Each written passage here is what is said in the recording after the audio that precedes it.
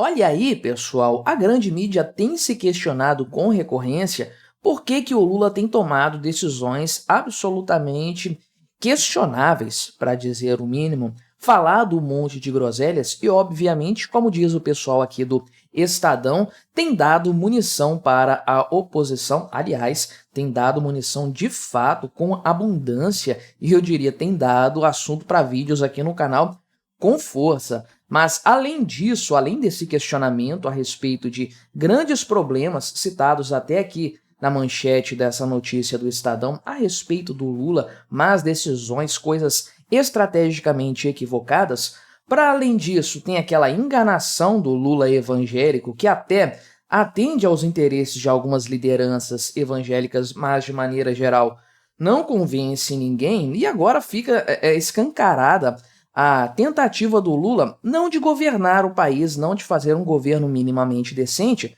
mas de se candidatar a 2026 de maneira absolutamente antecipada. Vamos conversar sobre essas análises, mas antes não se esqueça, deixe o seu like e o seu comentário neste vídeo, se inscreva no meu canal se você ainda não for inscrito, considere se tornar membro patrocinador do meu trabalho, com valores a partir de R$ 1,99 por mês. Você me ajuda bastante dessa forma, pode ter certeza disso. Então, o primeiro questionamento que nós temos que fazer é: quando que esse pessoal acreditou de fato que o Lula seria algo diferente do que ele é? O cara nunca foi um grande estrategista, um grande político. Aliás, o pessoal pinta essa imagem do Lula como sendo um estadista lá no passado. Não, porque o Lula foi excelente 2002 até 2010, governos impecáveis. Quando, na verdade, nós sabemos bem desde aquela época que ele só governou na base do mensalão, na base do petrolão, na base da compra de apoio. Não tinha apoio nem dentro do próprio partido, expurgou um monte de gente que era contra ele. Enfim, não sei de onde que a mídia tirou essa ideia de que o Lula seria qualquer coisa diferente do que ele tem sido. Não é surpresa ou não deveria ser surpresa para ninguém o Lula que nós estamos vendo, né? Mas aqui o pessoal do Estadão, por exemplo, cita uma série de problemas relacionados ao governo Lula e que são estrategicamente ruins para a manutenção da sua popularidade e do seu cargo também, né? Por exemplo, aqui a questão do Juscelino Filho, que o pessoal está tratando isso como se fosse uma notícia recente, né? Colocam aqui que o Lula esperou 9 dias para se manifestar a respeito de ter um cara indiciado pela Polícia Federal por um monte de coisas aqui no gabinete ministerial dele. A verdade é que eu falo desse Juscelino Filho desde o ano passado, meados do ano passado, provavelmente, né? Isso já era para ter se tornado um escândalo há muito tempo, mas essa mesma mídia aqui fez questão de passar pano na época e tratar o assunto como sendo de menor importância. Agora, obviamente, isso veio à tona com as investigações e o pessoal se surpreende do Lula não ter feito nada. Caramba, se o Lula tivesse um pingo de moralidade, ele teria feito alguma coisa lá atrás quando isso aqui começou a ser ventilado, porque convenhamos, né? Uma situação no mínimo estranha essa envolvendo o ministro Juscelino Filho, né?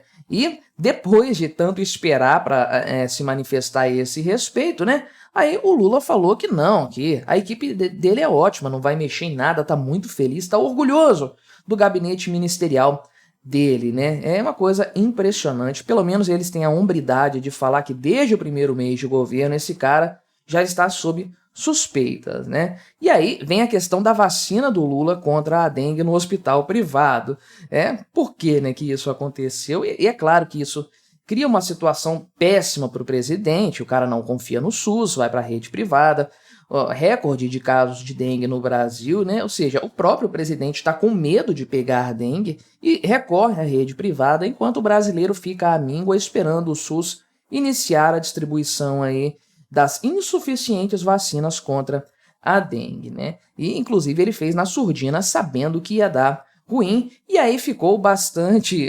uma situação até cômica, porque essa palavra, vacina, quando ela está relacionada com polêmicas de presidente da República, você pensa no Bolsonaro, o adversário do Lula, e olha só, o Lula agora aí, né, deu até margem para o Bolsonaro, conforme eles colocam, né, ele levantou a bola e o Bolsonaro cortou, né, foi lá, criticou publicamente o Lula. E aí vem a questão do arroz também, da importação do arroz embora todo mundo aí do agronegócio já tivesse deixado claro que não haveria falta de oferta de arroz, porque a safra já tinha sido colhida, não teria esse problema, e aí o governo inventa de fazer uma mega licitação para importar arroz, para colocar o logotipo, fazer uma propaganda do governo nesses sacos de arroz importado, um puta de um oportunismo, né? Com perdão da palavra, não sou de falar palavrões, mas isso aqui realmente... Isso aqui me irrita profundamente, oportunismo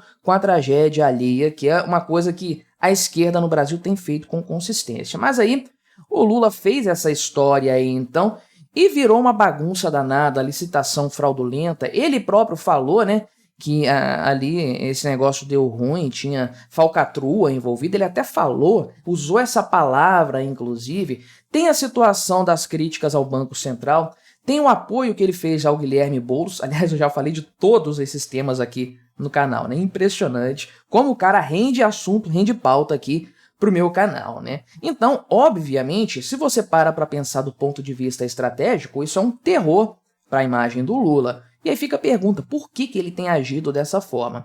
Bem, ele sempre agiu, talvez tivesse mais gente para passar pano para ele lá atrás, agora nem tanto, agora a internet torna as burradas do Lula mais conhecidas, você não precisa da boa vontade do Jornal Nacional para te mostrar o que aconteceu, você vê nas suas redes sociais em tempo real, um monte de gente criticando, canais descentralizados, então é mais difícil conter os estragos que o Lula causa à sua própria imagem, e aí tem o fato dele não seguir o roteiro que o pessoal escreve para ele falar, ele gosta de improvisar, ele se cercou não de pessoas de confiança, mas aí por questões de politicagem, gente que ele não confia, não tem ninguém para ou falar para o Lula os problemas do governo dele e das atitudes dele, ou se tem alguém que fala, ele não dá ouvidos, acha que é algum tipo de conspiração. Enfim, esse governo é uma bagunça completa. Uma das tentativas de melhorar a sua imagem foi criar aí a imagem do Lula crente, o Lula evangélico, lá principalmente com a ajuda do Sidônio Palmeira, que trabalhou na campanha eleitoral dele passada, né? Então, havia aí dois pontos principais que tiravam o sossego dele e do próprio Lula, do Sidônio Palmeira e do próprio Lula, que é a imagem aí dos preços dos alimentos subindo bastante e a queda na popularidade do Lula com o eleitorado evangélico.